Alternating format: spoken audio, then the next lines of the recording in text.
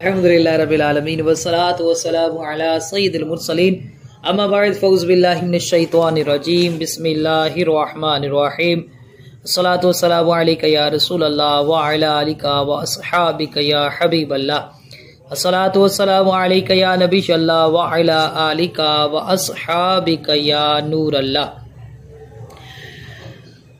आज हमारा 12वां दर्स फ़िक़्ह है और उसके अंदर जो हमारा मौजू है वो है हैज़ व निफास के मसाइल। इसका पार्ट 1 हमारा हो चुका है पिछले इतवार को और आज इसका दूसरा हिस्सा है। सबसे पहले आज जो पहला सवाल है कि क्या हैज़ के लिए कोई उम्र मुतय्यन है, उम्र की कोई हद भी मुकर्रर है या नहीं है। तो देखिए, कम से कम उम्र की हद हैज़ के लिए मुकर्रर है, इसी तरह ज़्यादा से ज़्यादा उम्र की हद भी मुकर्रर है। कम से कम क्या है कि कम से कम 9 साल की उम्र से हैज़ शुरू हो सकता है। क्यों? इसलिए कि बच्ची की बालिग होने की जो उम्र है वो 9 से लेकर 15 साल के दरमियान तक है। और बच्ची के बालिग होने की 2 शरीयत में अलामतें बयान की गई, बल्कि 3 अलामतें। पहली अलामत क्या है कि औरत को हैज़ आ जाए, वो बालिग हो जाएगी, चाहे 9 साल की उम्र में आए, 10 में, 11, 12, 13, 14। या बच्ची को एहतलाम हो जाए, जैसे एक लड़की को एहतलाम होता है। तीसरी अलामत है ये बालिग होने की कि किसी मर्द ने उसके साथ हम बिस्तरी की और उसको हमल ठहर गया, वो चाहे 9 साल के, 10 के, 11 के, बालिग हो जाएगी। अच्छा, हमारे यहाँ अमूमन जो लोग बलूगत की अलामतें समझते हैं ना, जिसको वो जी औरत के पिस्तान ज़ाहिर हो गए, सीने का भार आ गया, या जनाब उसका कद बहुत बड़ा हो गया, या नाक के नीचे के बाल आ गए, बगलों के बाल आ गए, तो भाई ये बलूगत की अलामतें नहीं हैं। बलूगत की अलामतें ये 3 हैं।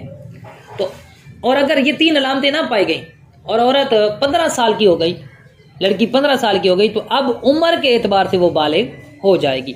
तो हैज़ की जो कम से कम उम्र है वो 9 साल की उम्र से बच्ची को हैज़ शुरू हो सकता है। इस उम्र से पहले अगर खून आ जाता है बिलफर्ज, तो वो हैज़ नहीं होगा, वो इस्तिहाज़ा होगा, बीमारी का खून होगा। उससे हम ये नहीं कहेंगे कि वो बालिग हो गई है। 9 साल से पहले जो खून आएगा वो क्या होगा? बीमारी का खून होगा।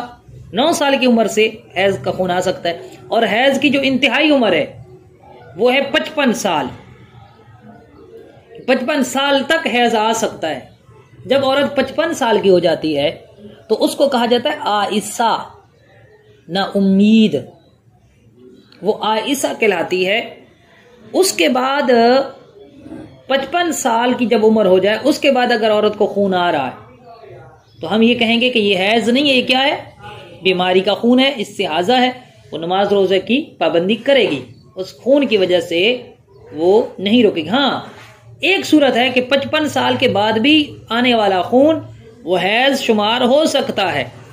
वो किस तरह? वो इस तरह कि 55 साल के बाद भी जो खून आ रहा है वो बिल्कुल वैसा ही है जैसे हैज़ की हालत में, जैसे पहले उसको हैज़ वाला खून आता था। रंगत भी वही है, उसकी जो बदबू है वो भी वैसी ही है। तो ऐसी सूरत में हम क्या कहेंगे कि 55 साल के बाद वाला भी जो खून है वो क्या है?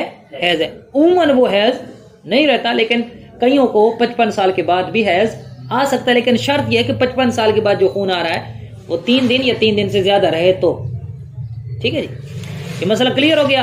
हैज़ की उम्र की हद के हवाले से मसला हमारा क्लियर हो गया। 55 साल की उम्र हो जाए जी, हैज़ जो है खामखा बंद नहीं होगा। हाँ, खामखा बंद नहीं होगा, आ भी सकता है, नहीं भी आ सकता, लेकिन अमूमन आम तौर पर वो आयसा होती है, उसका हैज़ खत्म हो जाता है। अच्छा, जिस तरह हम कहते हैं कि इब्राहीम अलैहिस्सलाम की औलाद बहुत ज्यादा उम्र, बीवी की उनकी छोटी उम्र थी कि उनकी बीवी की भी थी? उनकी उम्र उनकी भी ज्यादा थी, ज्यादा उम्र में उनको। देखो जी, वो तो एक मौजज़ा भी हो सकता है, हर के आदत कोई काम हो सकता है, कोई करामत हो सकती है। वो इस तरह तो एक मतलब हो सकता है खिलाफ मामूल, खिलाफ कियास, खिलाफ आदत। ये भी देखा जाए कि वो उस वक्त की उम्रें भी ज्यादा थी, ये भी अच्छी तवज्जो है। नहीं, ये आपका सवाल बड़ा जबरदस्त है। जैसे कि पीछे हमने पिछले दर्स में हमने ये हैज की हिकमत पढ़ी थी कि औरत का ये जो जिस्म में फितरती तौर पर इजाफी खून बनता है, जो हैज वाला खून है, हमल की हालत में वो बच्चे की खुराक बन जाता है। दूध पिलाने के ज़माने में वो खून दूध में कन्वर्ट होता है।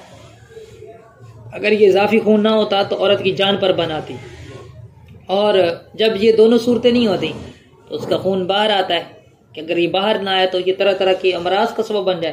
तो ये हैज़ की हमने हिकमत पढ़ी थी।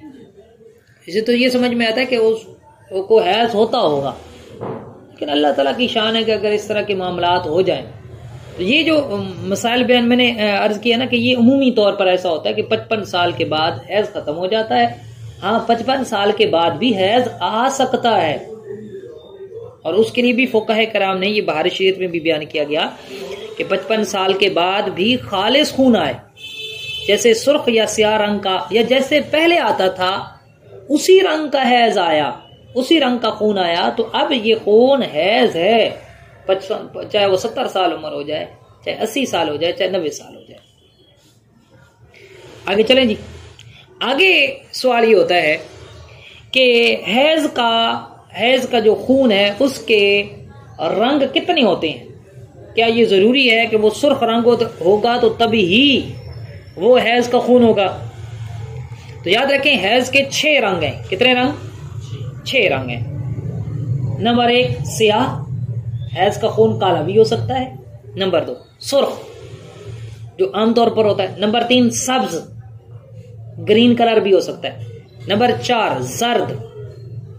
नंबर 5 गदला। नंबर 6 मटियाला, मिट्टी के कलर वाला गदला यानी मैला। अच्छा, अब इस तरह के खून हैज़ के हो सकते हैं। तो अगर औरत को इस तरह का, इनमें से किसी तरह का भी खून आ रहा है तो वो हैज़ ही करार देगी।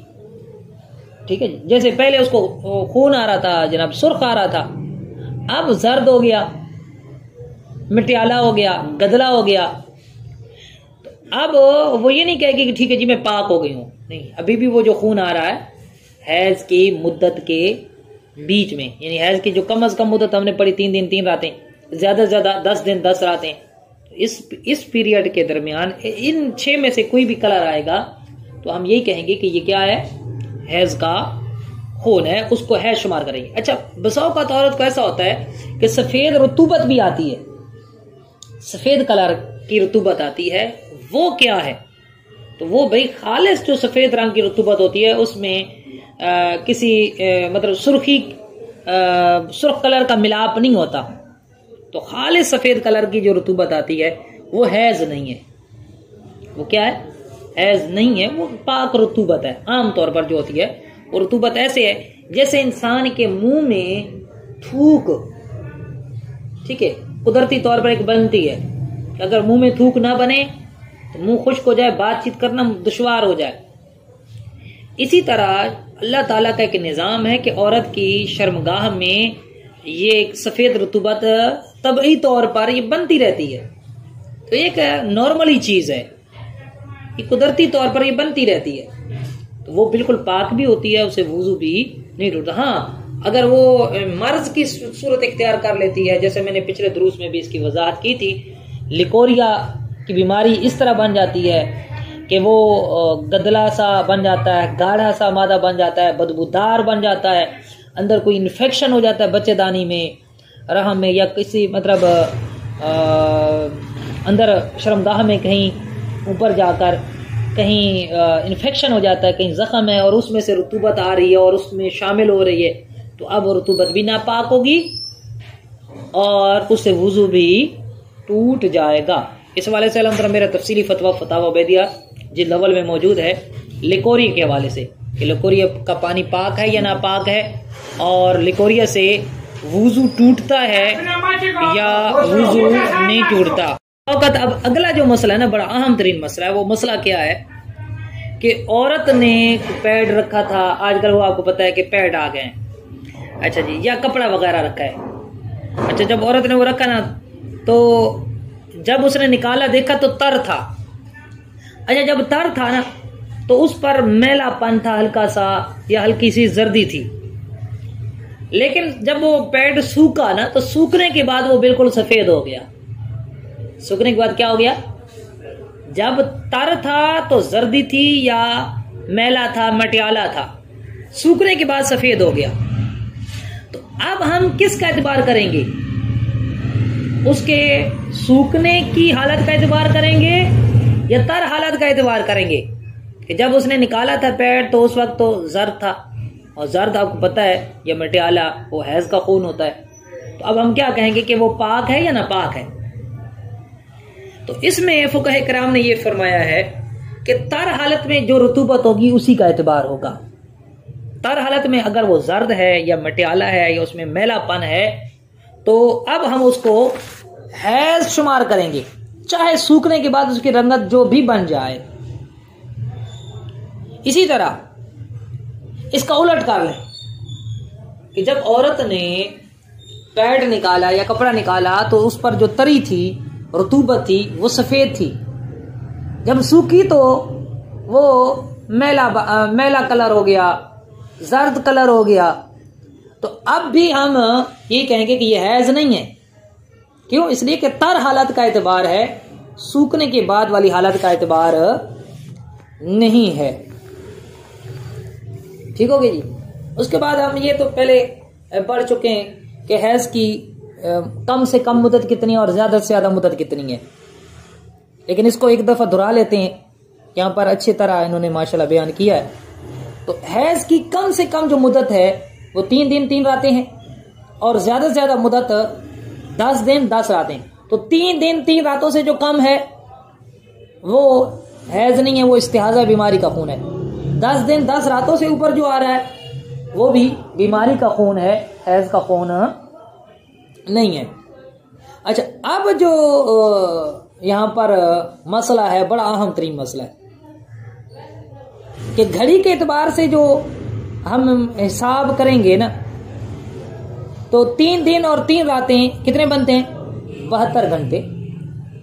वक्त के एतबार से, घंटों के एतबार से 72 घंटे बनते हैं। तो अब इन घंटों का एतबार करेंगे या सूरज का एतबार करेंगे? क्योंकि दिन घटते बढ़ते भी हैं, दिन घटते बढ़ते भी हैं, घटते बढ़ते हैं ना जी। अब सर्दियों की रातें बढ़ रही हैं, दिन कम हो रहे हैं, दिन कम हो रहे हैं। इस एतबार से देखें तो वक्त में फर्क आ जाता है कि ऐन सूरज के तुलू होने के वक्त से लेकर अगले 3 दिनों तक आप देखें तो वक्त में 72 घंटे से वक्त ज्यादा भी हो सकता है, कम भी हो सकता है। तो अब किसका एतबार करेंगे? इस हवाले से इसमें इन्होंने 2 सूरतें बयान की हैं। इस मसले में कितनी सूरतें? 2 सूरतें। अगर हैज ऐन सूरज के तुलू होने के वक्त शुरू हुआ या ऐन सूरज के गुरूब होने के वक्त शुरू हुआ, जिस वक्त सूरज निकल रहा था, पहली किरण निकल रही थी, उस वक्त औरत को हैज शुरू हो गया, या सूरज डूब रहा था, सूरज गुरूब, जब सूरज की आखिरी किरण डूबी उसी वक्त औरत को हैज शुरू हो गया। तो अब दिन और रात सूरज के एतबार से शुमार होंगे। दिन और रात किसके एतबार से होंगे? उसमें फिर हम 72 घंटे नहीं देखेंगे।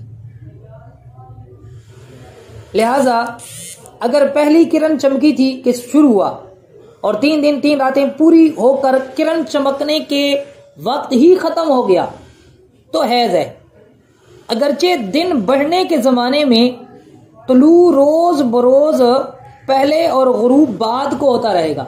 जब दिन बड़ा हो रहा है ना, तो जाहिर सी बात है जब दिन बड़ा हो रहा है तो सूरज तुलू मतलब आज हुआ अगर 7 बजे तो कल होगा 6:59 पर, परसों होगा 6:58 पर, क्योंकि दिन बढ़ रहा है ना। तो दिन सूरज जो तुलू है वो कुछ ना कुछ टाइम पहले हो जाएगा। इसकी वजह से फिर क्या होगा कि 72 घंटे पूरे नहीं बनेंगे, 72 घंटों में से कुछ मिनट कम हो जाएंगे 3 दिन बाद। तो हम उसका एतबार नहीं करेंगे, घंटों और मिनटों का एतबार नहीं करेंगे, हम सिर्फ सूरज के तुलू होने का एतबार करेंगे। और अगर औरत को हैज एन सूरज के तुलू होने के वक्त या सूरज के गुरूब होने के वक्त शुरू नहीं हुआ, बल्कि उससे पहले या बाद किसी और वक्त में पूरा हुआ, तो फिर 24 घंटों का एतबार किया जाएगा। जैसे मिसाल के तौर आज किसी औरत को अभी टाइम है 11:18, किसी औरत को है शुरू हो गया 11:18 पर, तो फिर 3 दिनों बाद 11:18 पर अगर उसको खून खत्म होगा तो हम कहेंगे ये हैज है।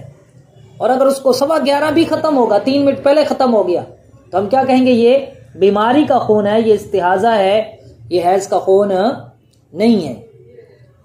क्लियर हो गया मसला जी? ये मुल्ला उमर साहब का सवाल है कि भाई औरत अगर शक की बुनियाद पर कि शायद फिर आ जाए और ऊपर ले जाती है। अच्छा, एक तो औरत की एक आदत बनी होती है कि किसी को 5 दिन है, 6 दिन है, 7 दिन है, 3 दिन है, 4 दिन है, 8, 9, बाज को 10 होता है, बाज को 3 दिन होता है, ज्यादातर इनके दरमियान होता है। तो अब औरत अपनी जितनी आदत है उसका खून भी खत्म हो गया, अब वो कहती है जी एहतियातन मैं 1-2 दिन मजीद इंतजार कर लेती हूँ। तो भाई एहतियातन उसने नहीं इंतजार करना, एहतियात इसी में है कि जैसे खून मुनक़ते हो गया, अब सफेद रतूबत आ रही है, अब क्या हो रही है? सफेद, बिल्कुल सफेद रतूबत आ रही है। तो ऐसा ही अहादीस में भी तालीम दी गई है कि जब तक वो मैलापन है, मटियालापन है, जर्दपन है वो कपड़े पर, पैड पर, तो औरत नापाक है।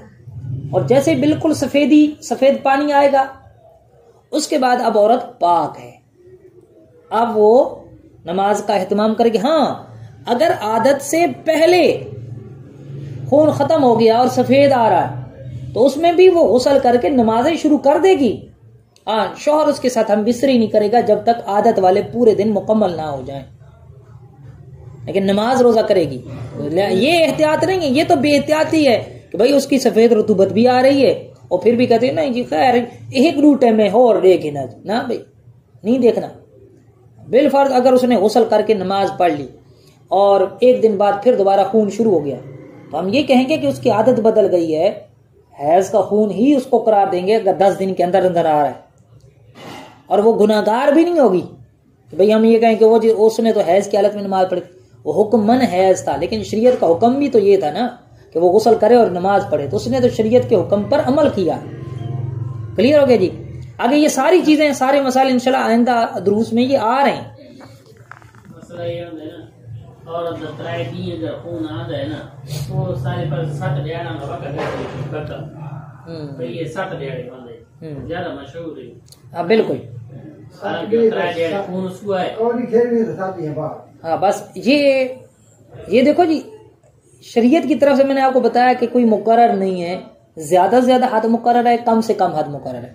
उसके दरमियान बीचों बीच हर औरत की आदत मुख्तलिफ होती है, फिर आदत भी बदलती रहती है, दिन भी आगे पीछे होते रहते हैं, महीने भी आगे पीछे होते रहते हैं। तो ये एक सर्कल है और एक कुदरत का निज़ाम है। बस हर औरत ने खुद देखना है कि मेरा क्या सिलसिला है। उसके बाद एक बड़ा अहम बात कि क्या ये ज़रूरी है कि भाई जैसे एक औरत को 5 दिन खून आता है, 6 दिन, 7 दिन तो लगातार खून, मतलब टूटी खुली हुई है वो खून आ रहा है? नहीं, ये ज़रूरी नहीं है कि मुद्दत हैज में हर वक्त तो खून जारी रहे, बल्कि कभी कभार आए। और अमूमन ऐसा ही होता है, वो बहुत कम औरतें होंगी कि जिनका लगातार होता हो, बहुत कम, ज़्यादातर औरतों का ये होता है कि वक्फे वक्फे से आता है, थोड़ा थोड़ा करके आता है, कहीं कतरा दर कतरा आता है, या कुछ देर रुका फिर आ गया, कुछ देर रुका फिर आ गया, चलने फिरने में आ गया, काम काज करने में आ गया। तो ये सारा हैज ही है। हैज के लिए तसलसल के साथ खून आना जरूरी नहीं है। अच्छा, अब यहाँ पर एक बड़ा अहम बातें और अहम चीजें आ रही हैं और सोचने वाली हैं, गौर करने वाली, कि अगर मिसाल के तौर पर यूं हुआ कि इतवार के दिन ठीक सूरज के तुलू होने के वक्त खून आया, फिर पूरा दिन खून नहीं आया, पीर वाले दिन भी खून नहीं आया, मंगल को भी नहीं आया, और बुध के दिन तुलू से कुछ लम्हे कबल दोबारा आ गया। अभी तुलू नहीं हुआ था, तुलू से तीसरे दिन सूरज तुलू होने से कुछ लम्हे पहले, कुछ मिनट पहले आ गया, हत्ता कि सूरज तुलू हो गया। और उसके बाद फिर 15 दिन तक उसे खून आया ही नहीं, तो अब क्या हुक्म होगा? अब हम क्या कहेंगे? अच्छा जी, तो इसमें ये कहते हैं कि अब भी ये हैज ही शुमार किया जाएगा। अब भी क्यों? इसलिए कि 3 दिन मुसलसल खून आना जरूरी नहीं है। हालांकि पहले सूरज के तुलू होने के वक्त आया था, उसके बाद रुके, सारा दिन नहीं आया, अगला दिन भी नहीं आया, तीसरे दिन जो था पूरा वो गुजर गया, हाँ कुछ मिनट पहले आ गया, तो 3 दिन पूरे हो गए। और उसके बाद खून रुक गया और 15 दिन दरमियान में खून मजीद भी नहीं आया, ऊपर 15 दिन और खून रुका रहा, फिर 15 दिन के बाद जाकर आया। तो ये जो पहले 3 दिन आया था, ये भी क्या था? ये हैज का खून था।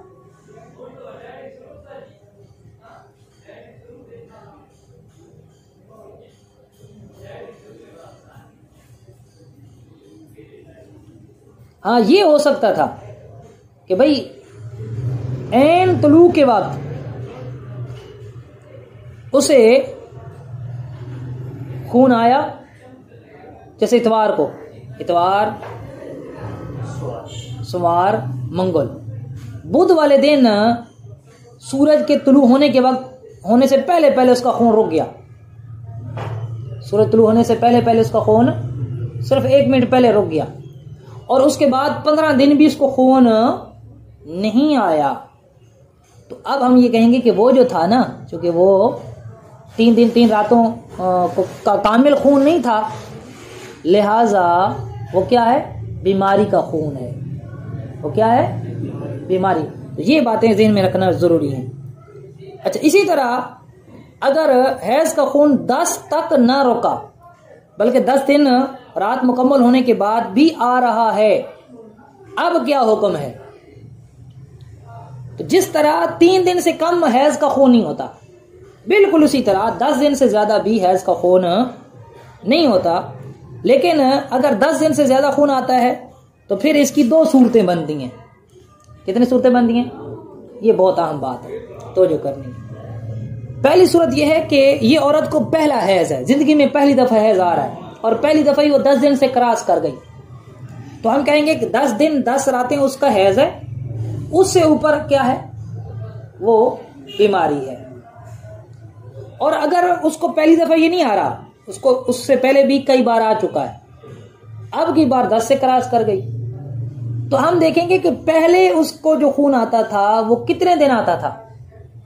अगर पहले 7 दिन आता था, अब की बार 12 दिन आया, ये तो कन्फर्म है कि 11 और 12वें वाला दिन वाला जो खून है वो बीमारी है। जो पहले आ गया 3 दिन, 8वें 9वें और 10वें दिन खून आ गया, उसका क्या हुक्म होगा? तो उस हवाले से याद रखें, उस हवाले से क्या हुक्म है? हम ये कहेंगे कि उसकी आदत बरकरार है, 7 दिन ही है इसका खून है। 9वें 10वें 11वें और 12वें दिन का खून जो है, 8वें दिन का खून, ये सारे का सारा 5 दिन जो ऊपर आया, ये सारा का सारा इस्तिहाजा है, बीमारी है। क्लियर हो? जिंदगी में पहली दफा 10 दिन से क्रॉस किया। वालेकुम सलाम। ऐसा भी होता है कि एक औरत को खून आया पहले, कई बार उसकी आदत थी 5 दिन की, 7 दिन की, फिर 3-4 साल खून नहीं आया, 5 साल खून नहीं आया, 10 साल उसको खून नहीं आया, 10 साल बाद बात शुरू थी गई खून जी। अब क्या हुक्म होगा? वही पहली वाली आदत का एतबार करेंगे, या चूंकि इतना दरमियान में सालों का गैप आ गया है, अब नए सिरे से उसका एतबार करेंगे। तो भाई ऐसी सूरत में भी उसका जो हुक्म है ना, वो पहले सालों के एतबार से आखिरी बार जब उसको खून आया था, जितने दिन खून आया था वही उसका हैज होगा। उससे ज्यादा जितने दिन होंगे वो इस्तिआजा होगा, यानी 10 दिन से जब ऊपर क्रॉस कर रही है। पहले आता था जनाब 5 दिन खून, अब 10 सालों बाद खून आया जी 15 दिन, तो अब हम क्या कहेंगे?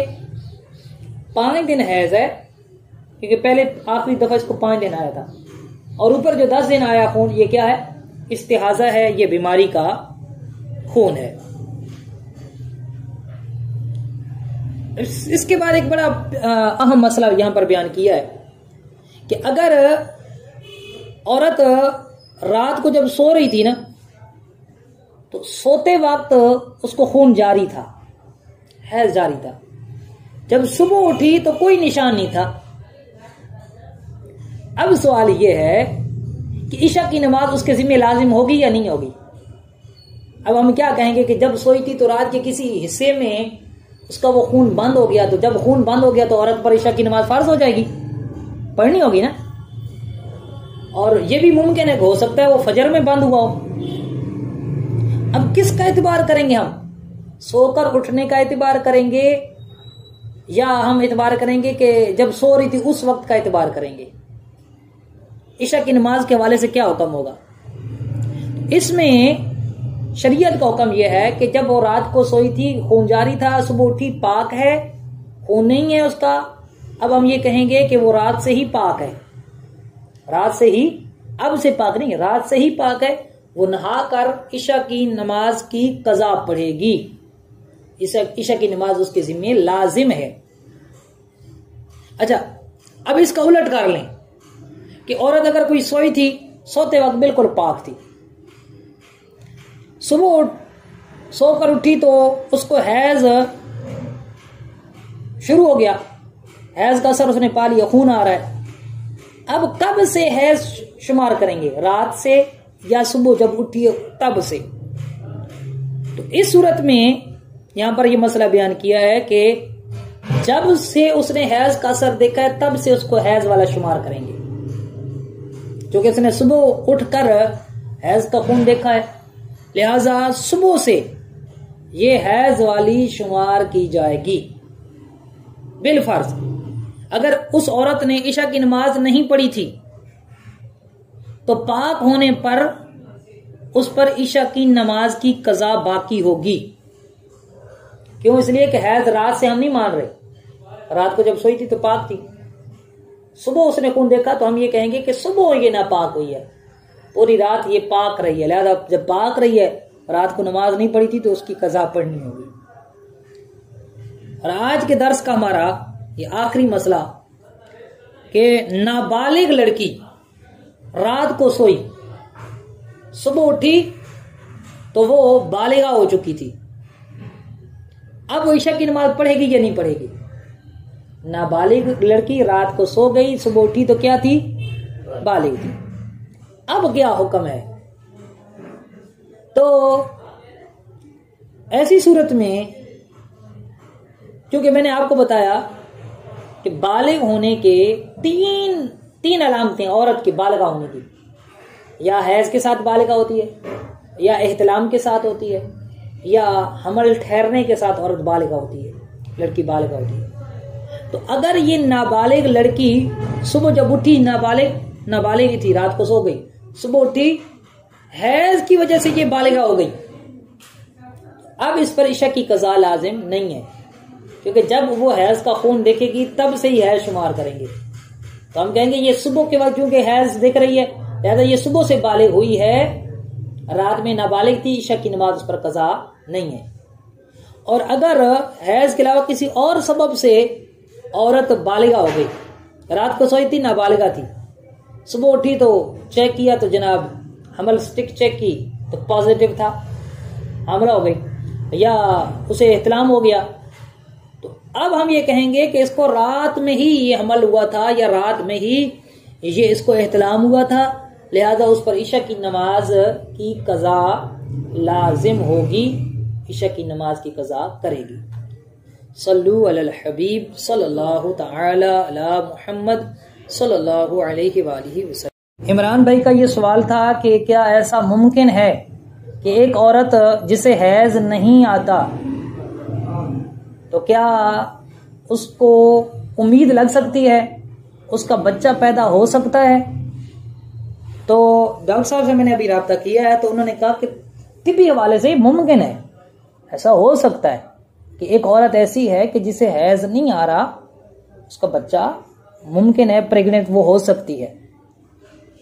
उसमें फिर देखा जाता है भाई हैज क्यों नहीं आ रहा, बसौकत कमजोरी की वजह से, बसौकत यूट्रस में कोई मसला है, शर्मगाह में कोई मसला है, बच्चेदानी में मसला है, कोई अंदर क्या मसला है। लेकिन तिबी हवाले से ये मुमकिन है कि एक औरत ऐसी है जिसे हैज नहीं आता लेकिन फिर भी उसके यहाँ बच्चे की विलादत हो रही है। क्लियर सवाल हो गया। और किसी साथी का तारिक साहब थोड़ा कोई सवाल होवे जी, थोड़ा कोई सवाल होवे ठीक है जी, कहना भी कोई सवाल कौन है जी। वमा अलैना इल्लल बलागुल मुबीन।